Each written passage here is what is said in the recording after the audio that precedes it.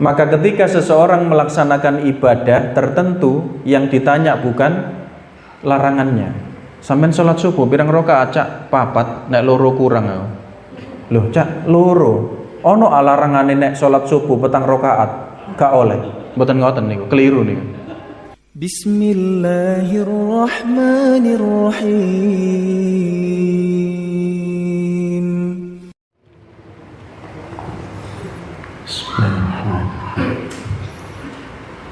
Assalamualaikum warahmatullahi wabarakatuh. Innal hamdalillah nahmaduhu wa nasta'inuhu wa nastaghfiruh wa na'udzu billahi min shururi anfusina wa min sayyiati a'malina.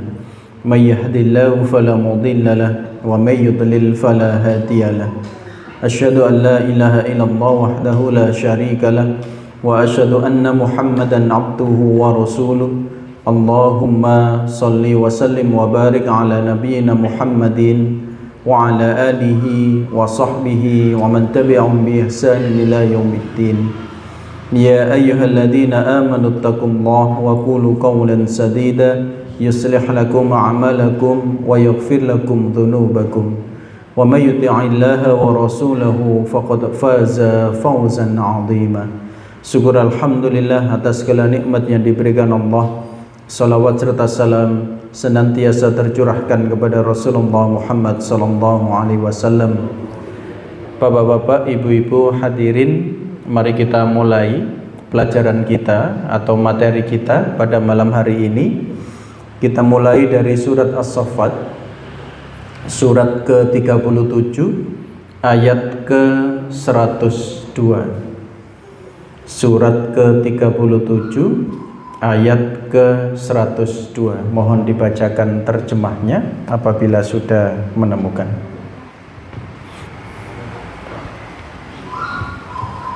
Ayat tatkala anak itu sampai pada umur sanggup berusaha bersama-sama Ibrahim.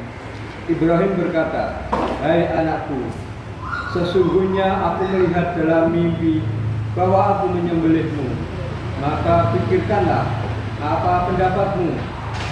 Ia menjawab, "Hai bapakku, kerjakanlah apa yang diperintahkan kepadamu. Insya Allah kamu akan mendapatiku termasuk orang-orang yang sabar." Baik, Bapak dan Ibu, ayat ini sebagaimana kita ketahui dan kita pahami sampai dengan hari ini adalah peristiwa tentang Nabiullah Ibrahim dan putra beliau Nabi Ismail. Dan hal ini terkait dengan syariat kurban. Insyaallah demikian pemahaman kita sampai dengan hari ini sehingga kita melaksanakan kurban. Bapak Ibu, ini adalah gambaran nyata ketika kemudian tauhid itu masih murni dan kuat. Lalu kemudian muncullah beberapa persoalan, peristiwa yang menjadikan hal tersebut berubah. Yang awalnya di sini kita diajarkan terkait dengan syariat kurban, lalu kemudian muncul berbagai macam peristiwa yang menjadikan syariat tersebut bergeser. Dan sebagaimana kita ketahui bahwa hari ini di dalam kalender Hijriyah tanggal berapa Bapak Ibu?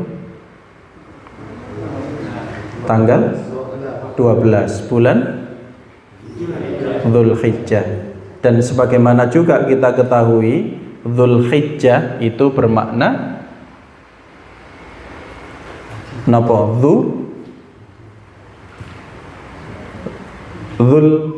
Dzu al-hajj, hijjah, haji.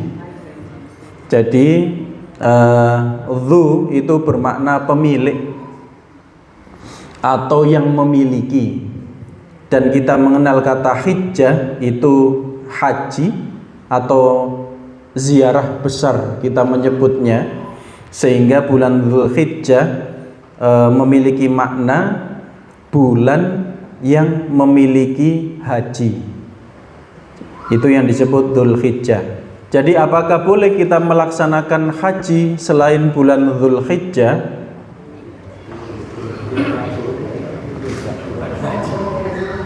Dengan enten rencana haji di bulan apa? Muharram.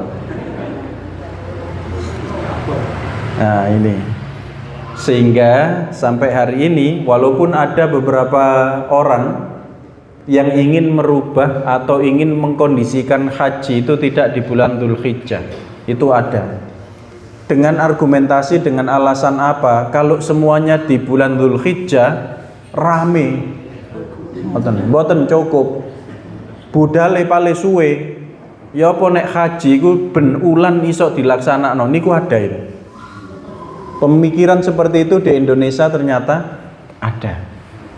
Namun sebagaimana ulama mengkonter pendapat-pendapat tersebut, dan kita mengenal Dzulhijjah adalah pemilik haji, pemilik ibadah haji, maka kita ketahui hari ini adalah bulan Dzulhijjah tanggal 12 ya.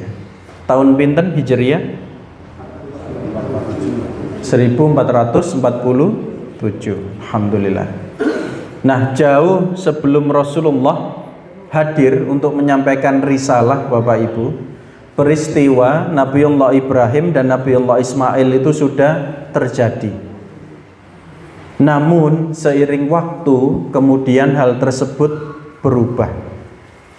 Kok bisa tiba-tiba yang awalnya Nabiullah Ibrahim dan Nabiullah Ismail berupaya untuk menegakkan tauhid, lah kok Ka'bah itu mulai dari dalam Ka'bah sampai di luar Ka'bah, bahkan di sekitar Ka'bah itu tiba-tiba banyak berhala sebelum Rasulullah menyampaikan risalahnya.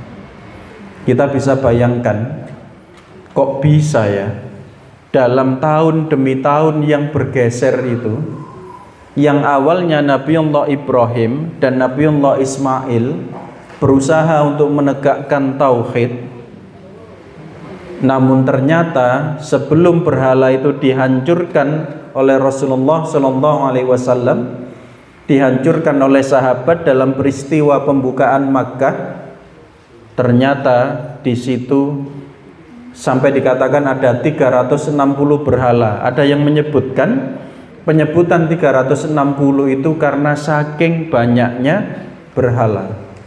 Bahkan di dalam Ka'bah itu ada berhala. Nah, ini ternyata tidak lepas dari satu nama, Bapak Ibu.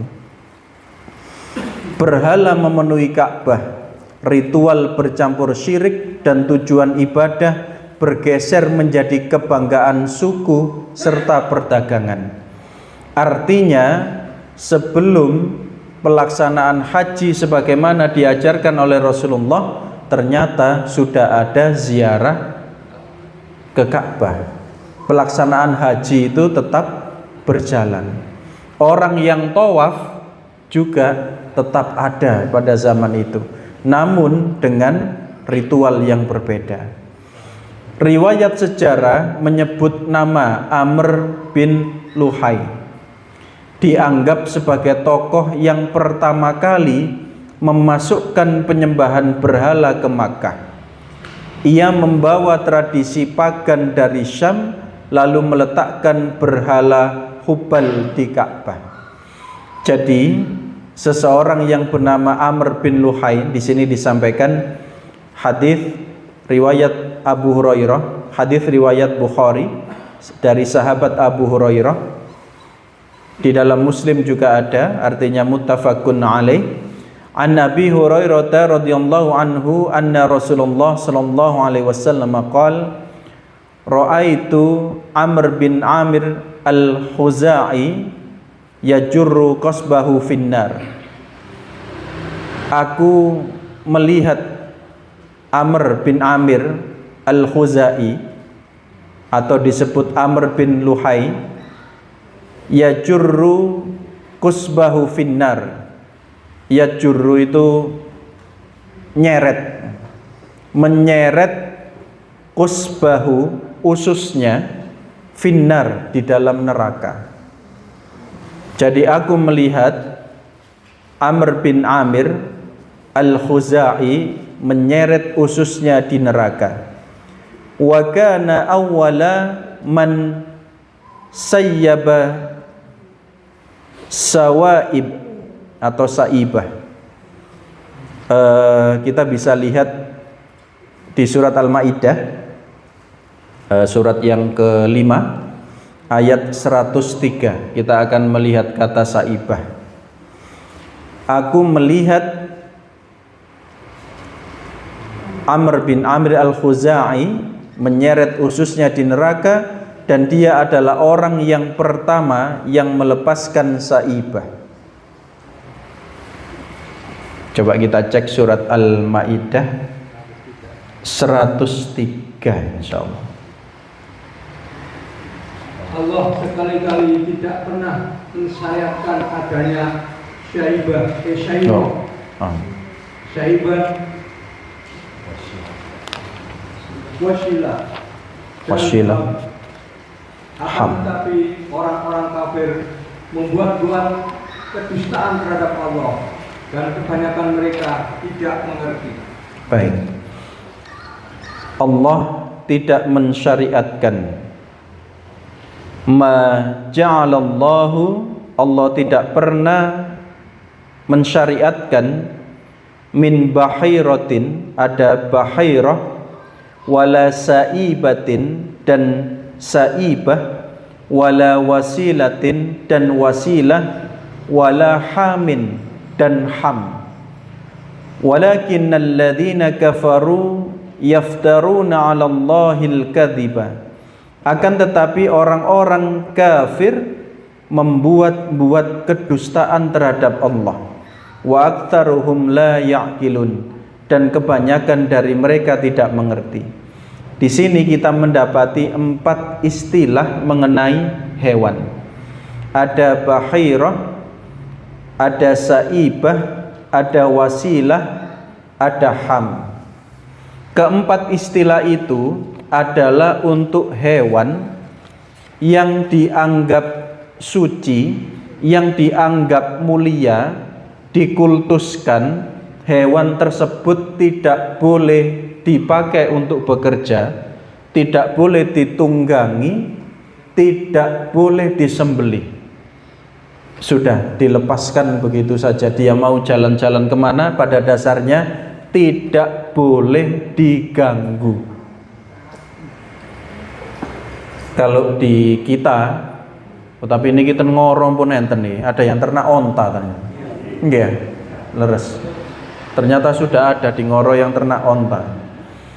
Nah, dulu sebagaimana kita ketahui, yang banyak di sana adalah onta dan domba. Okay. Dan hewan-hewan tersebut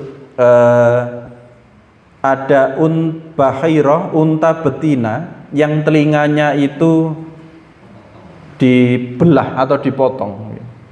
Kemudian tujuannya untuk apa? Tujuannya adalah dipersembahkan untuk berhala. Dan ini tidak boleh diganggu. Dia mau kemana, masuk rumah jenengan.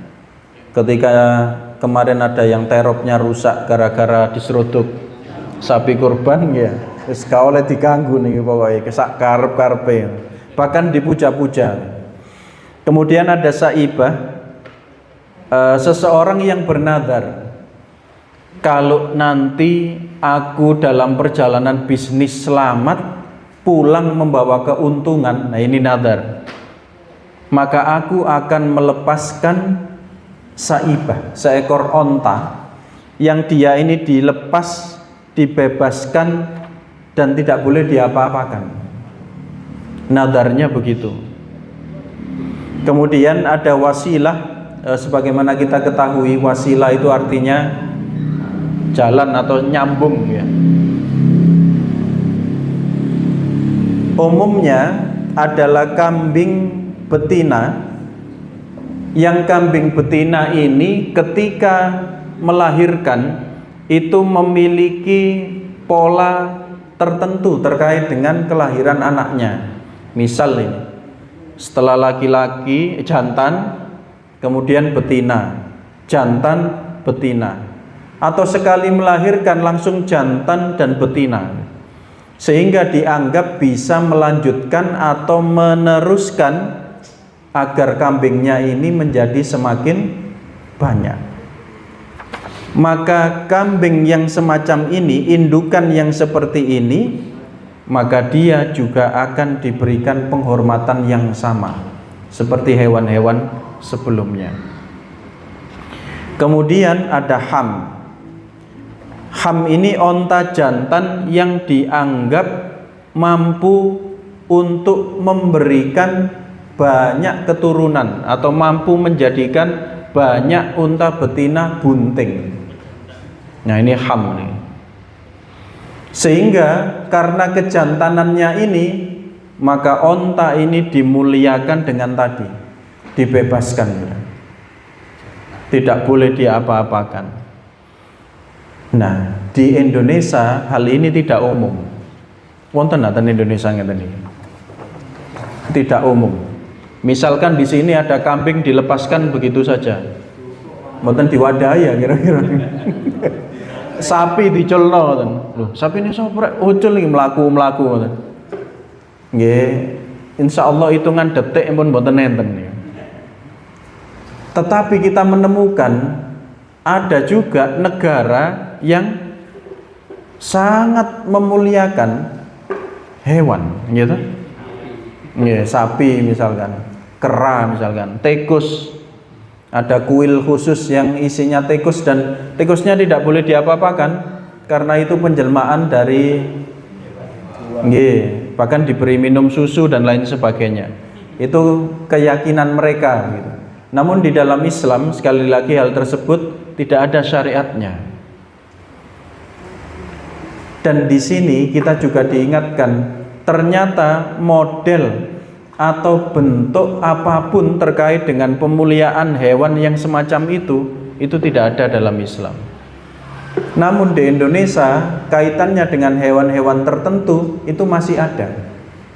Contoh, ada ritual-ritual khusus yang ini bukan Islam ya. Ritual-ritual khusus yang mensyaratkan hewan tertentu gitu. Kon nek kepengin waras tuku petek cemani. Petek pote mulus enten nggih. Petek pote kudu mulus, nek gak pote mulus gak iso.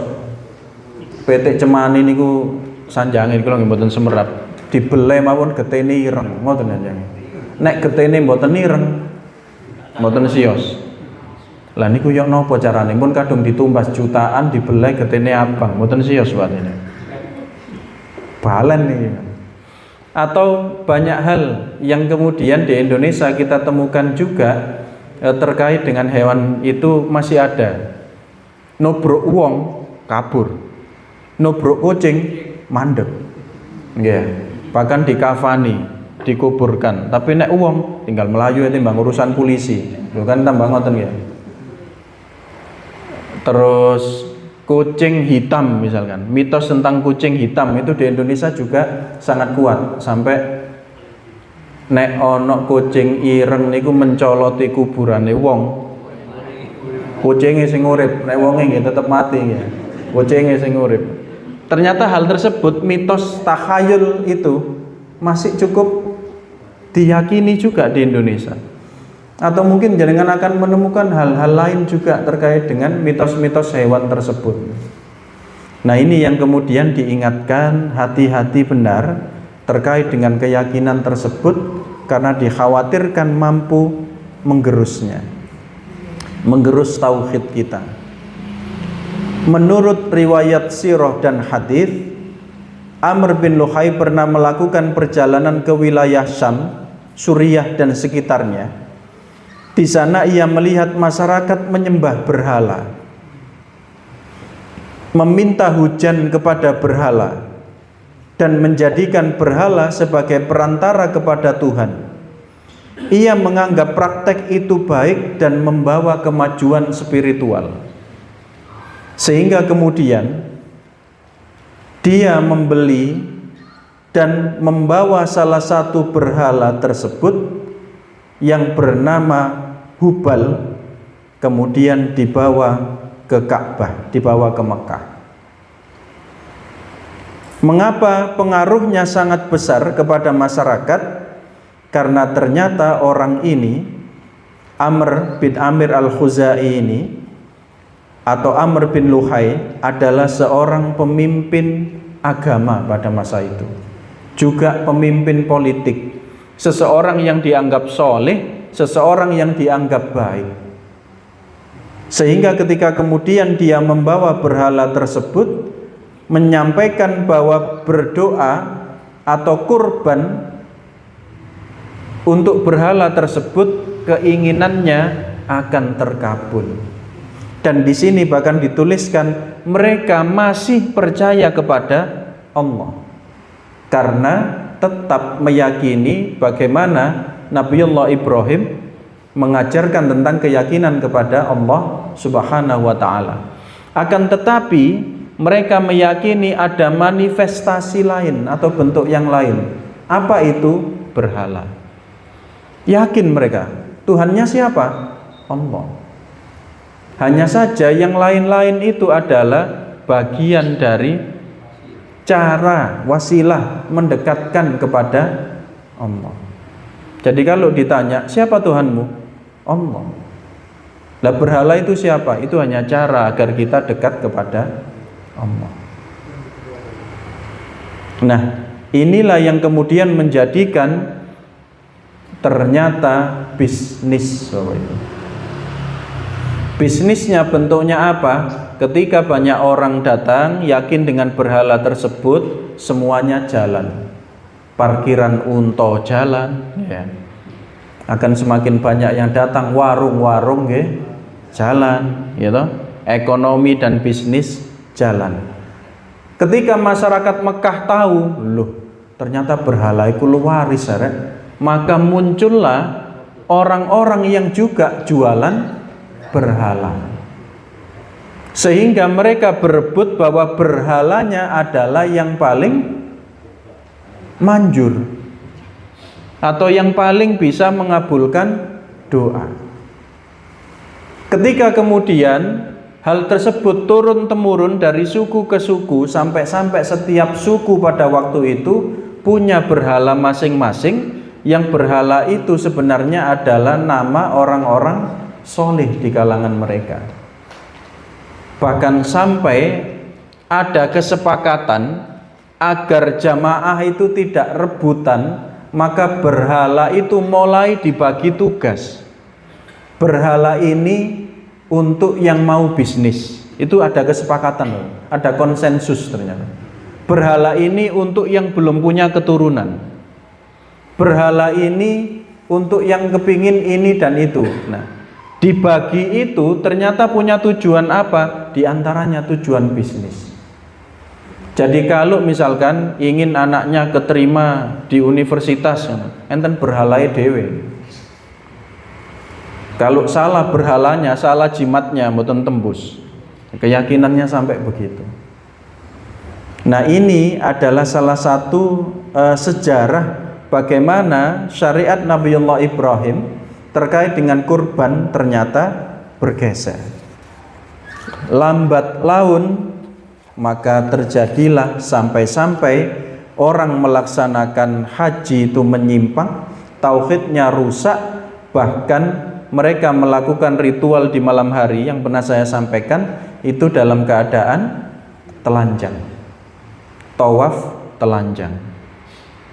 Nah, ketika tawaf itu telanjang, baik laki-laki maupun perempuan, walaupun dilaksanakan malam hari gelap gulita, ternyata muncul fitnah baru, yaitu orang-orang yang harusnya ngurusi orang ziarah ternyata ndengkek perempuan yang tawaf dengan telanjang.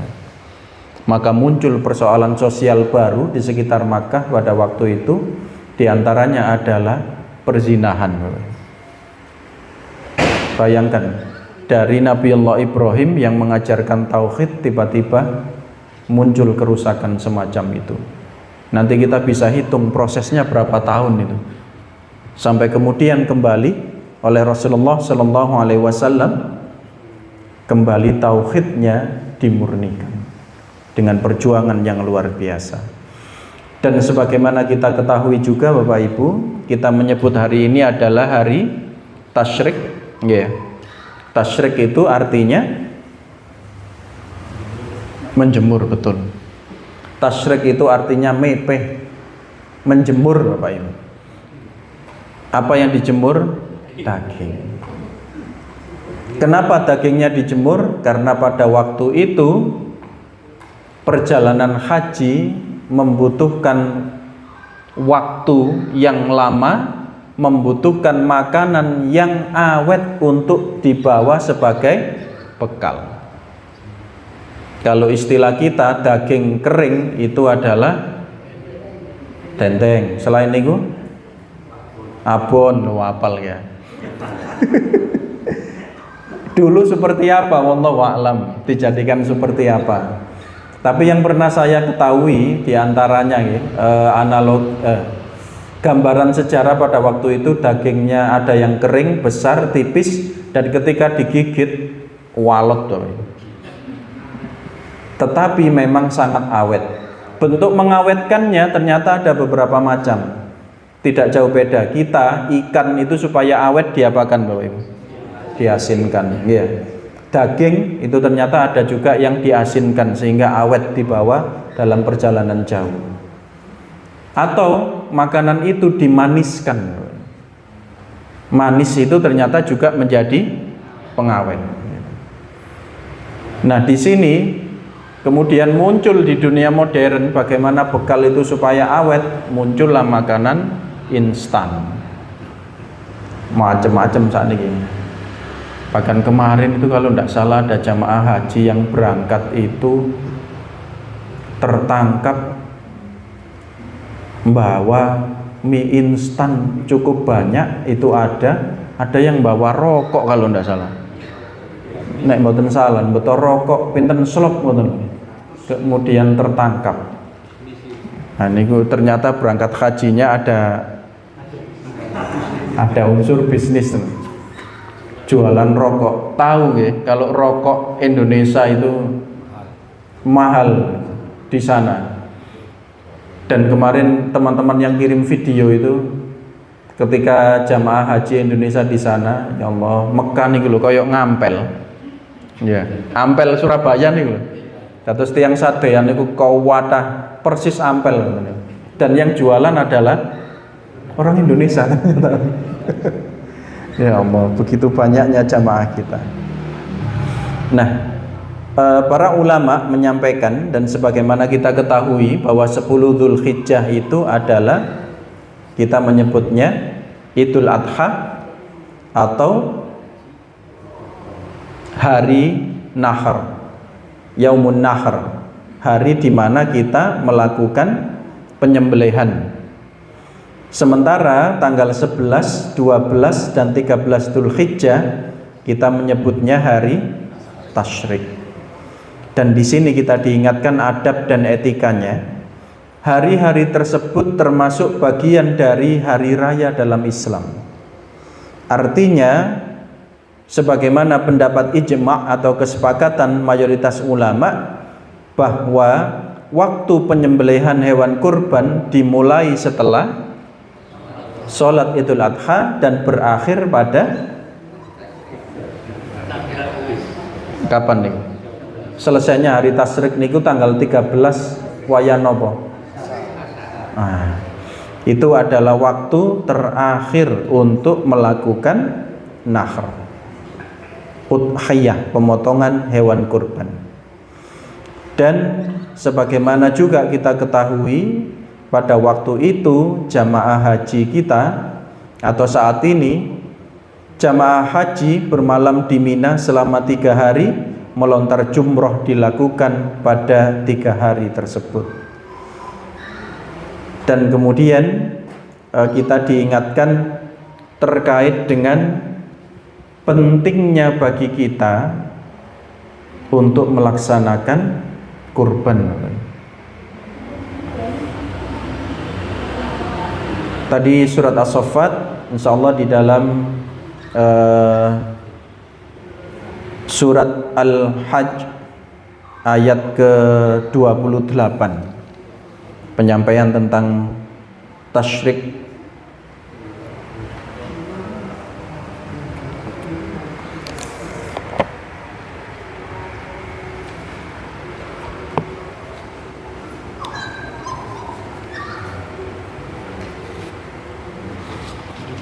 Surat ke-22 ayat ke-28.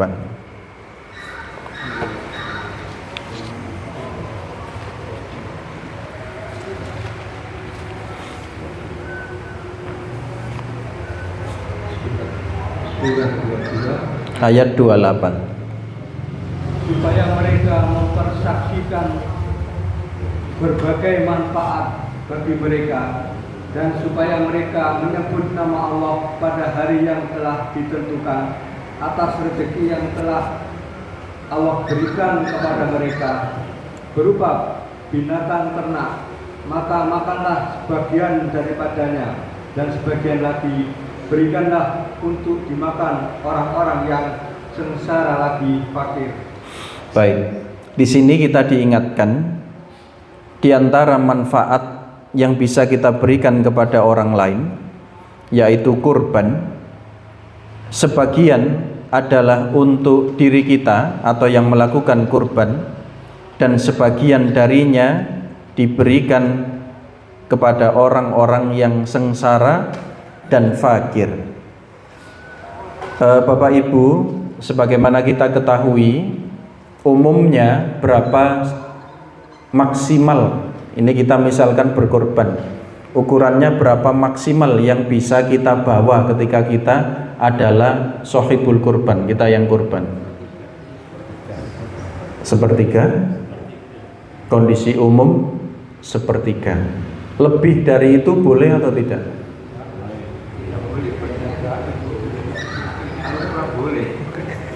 Kalau kurang boleh, betul. Kalau kurang boleh. Kalau lebih dari itu, apakah mutlak tidak boleh? Ada peristiwa begini Bapak Ibu. Dalam sebuah kampung, dalam sebuah desa, itu ada 30 kakak.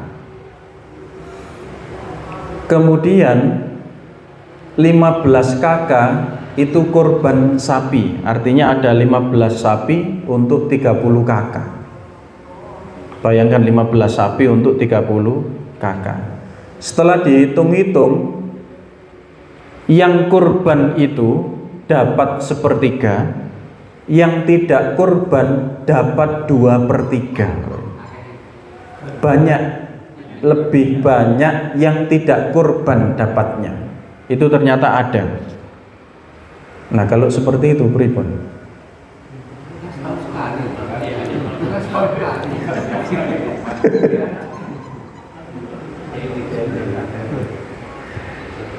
Ternyata di dalam kurban itu ada kondisi-kondisi di mana lebih dari sepertiga itu boleh. Yang paling utama adalah mboten tanglet, aku oleh piro, itu yang paling utama. Dan yang paling utama adalah mboten pesen. Pesen boleh, boleh. Misal ini saya kurban, aku iku ya buntut ya, misalkan itu. Boleh atau tidak? Boleh. Tapi yang di level pertama itu tidak pesen dan tidak tanya. Apakah seseorang yang kurban, ini misal saya sudah kurban dapat bagian ya, sepertiga. Kemudian ternyata saya dapat hadiah lagi daging juga. Boleh tidak saya terima? Enak ya kurban ini. Pokoknya oleh daging boleh. Dan ini berbeda dengan zakat fitrah. Zakat fitri kita menyebutnya, karena to'am. Sehingga kaitannya dengan hal tersebut kita diingatkan ada waktu di mana kita ini tidak boleh makan, tidak boleh minum, dan hanya boleh makan dan minum ketika sudah adzan maghrib berkumandang. Itu kapan? Ketika siam Ramadan. Namun ada hari di mana kita justru dilarang untuk berpuasa, yaitu ketika selain tasyrik, Idul Fitri maupun Idul Adha. Bayangkan ini, ketika kemudian ada satu bulan penuh di mana kita harus menahan, kita juga diberi kesempatan ada 4 hari dengan 10 Dzulhijjah kita ini boleh makan dan minum, bahkan dilarang untuk siang, dilarang untuk puasa. Nah, ini adalah bagian dari keseimbangan sejatinya, bahwa ibadah pun tidak boleh menjadikan kita kehilangan muamalah kita dengan yang lain. Kita diajarkan kurban, namun di satu sisi kita juga diajarkan untuk berbagi dengan yang lain. Kita juga diajarkan di sini untuk banyak berzikir. Di dalam salah satu athar sahabat disampaikan, kana Ibnu Umar wa Abu Hurairah radhiyallahu anhuma yahrujani ila suq fi ayyamil ashri yukabbirani wa yukabbirun nas bitakbirihima. Dulu Abdullah bin Umar dan Abu Hurairah keluar menuju pasar pada hari 10 awal Dzulhijjah. Lalu mereka berdua bertakbir. Maka orang-orang pun ikut bertakbir karena takbir keduanya ada dalam posisi seperti ini. Jadi ada takbir itu yang dilakukan bersama-sama. Dan ini bukan di masjid Bapak Ibu, tetapi di sini disampaikan menuju pasar. Kemudian ada juga wa kana Ibnu Umar yukabbiru biminnatil ka ayyam. Dan dahulu Abdullah bin Umar bertakbir di Mina pada hari-hari tersebut. Wa khalfa sholawat, dan bertakbir setelah melaksanakan sholat. Wa ala firashihi, dan di atas ranjangnya. Wa fi fustatihi, dan di dalam tendanya. Wa majlisihi, dan di majelisnya. Wa mamsyahu tilka ayyama jami'an, dan dalam perjalanannya pada seluruh hari-hari tersebut ada kondisi di mana beliau mengucapkan takbir tidak bersama-sama tapi sendiri. Ketika di atas ranjangnya selepas melaksanakan sholat memperbanyak takbir. Nah, ini diantara adab atau etika ketika hari tasyrik, memperbanyak membaca takbir selepas sholat, dan tidak harus bersama-sama, sendiri di atas ranjang kita, atau ketika sambil rebahan kita bertakbir, sambil naik motor kita bertakbir. Dan mboten harus bengok-bengok, maksudnya kados takbiran nek enten anin niku biasa banter ya. Jadi dalam perjalanan kita, dalam zikir kita itu tidak harus bersama-sama dan tidak harus dikeras-keraskan. Mboten kudu ndamel son horeg ya. Bahkan disampaikan terkait dengan hal tersebut bahwa memperbanyak takbir ketika tasyrik ini memiliki keutamaan karena adanya anjuran untuk memperbanyak zikir, dan zikir itu adalah takbir. Pelajaran dari sirah Nabawi, Islam adalah agama yang seimbang antara ibadah dan kebahagiaan.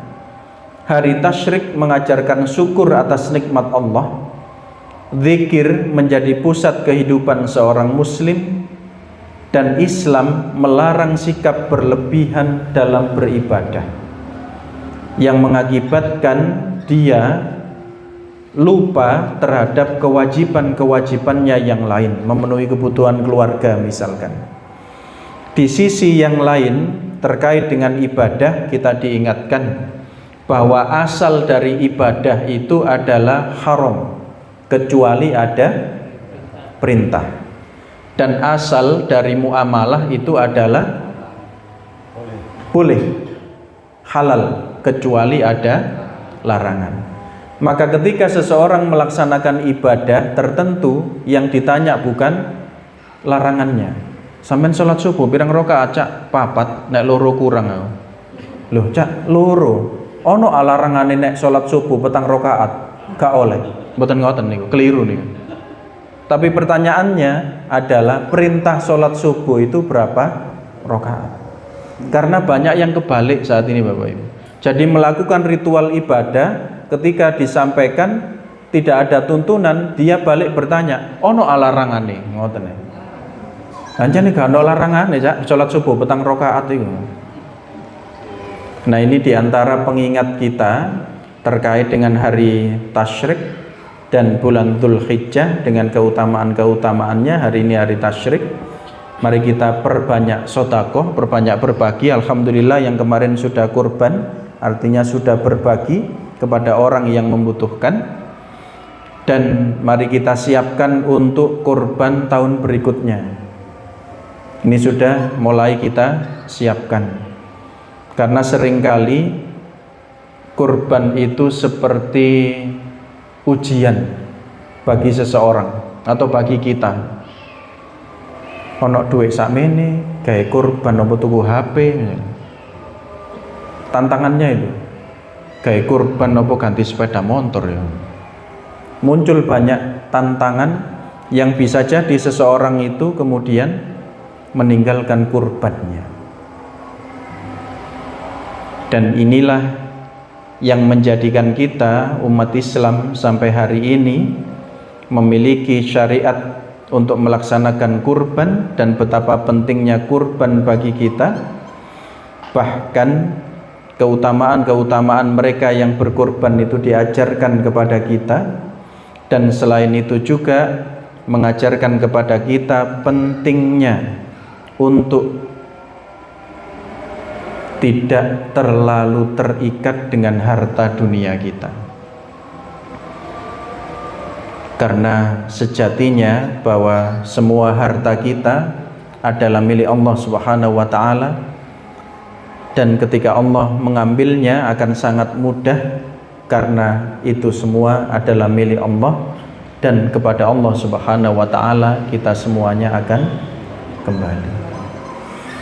Insyaallah ini yang bisa saya sampaikan terkait dengan beberapa peristiwa atau beberapa penyampaian. Bapak Ibu bisa juga membaca himpunan putusan tarjih, himpunan putusan majelis tarjih. Ini adalah jilid yang ketiga, banyak hal-hal baru, diantaranya terkait lingkungan, terkait alam, terkait air, dan banyak hal-hal komprehensif lainnya yang dibahas di dalamnya. Bukan hanya sekedar fikih ibadah, tapi juga terkait dengan bagaimana kita mengelola masyarakat dan mengelola negara. Demikian Bapak Ibu yang bisa saya sampaikan. Mari kita tutup dengan istighfar dan doa kafaratul majelis. Asyhadu an la ilaha illallah astaghfiruka wa atubu ilaik. Ihdinas siratal mustaqim. Wassalamualaikum warahmatullahi wabarakatuh.